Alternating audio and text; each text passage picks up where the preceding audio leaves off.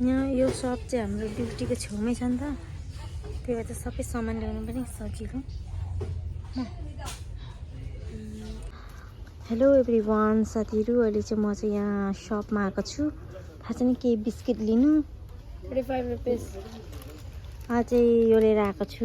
यो चाहिँ नयाँ त्यही किन्नु आएको गाइस। खास चाहिँ अब यहाँ फेरि बिस्किट मेरो साथीले हेर्दैछ, मैले चाहिँ यो लिएको छु, साथीले चाहिँ हेर्दैछ biscuit. Which one you want to take? अन्त अनि म चाहिँ सोच्दैछु कि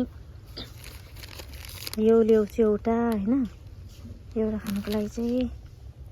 अन्त एउटा यो ल्याउँदैछु साथीहरू, यो चाहिँ एकदम मिठो हुन्छ नि त, यो एउटा ल्याउँदैछु। यस्तो भइसकेको छ, एकदम उज्यालो न उज्यालो।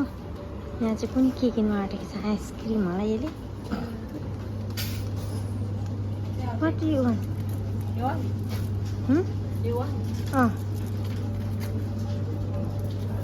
थ्याङ्क्स। साथीले यो किनिदिएको छ मलाई चाहिँ, ठुलो बनाना हो। यो चाहिँ के यस्तो खालको होला हो साथीहरू, म त बुझेकै छैन। यहाँ चाहिँ आइसक्रिम ल्याउँदैछु, यहाँ बिल हुँदैछ, आइसक्रिम ल्याउँछु।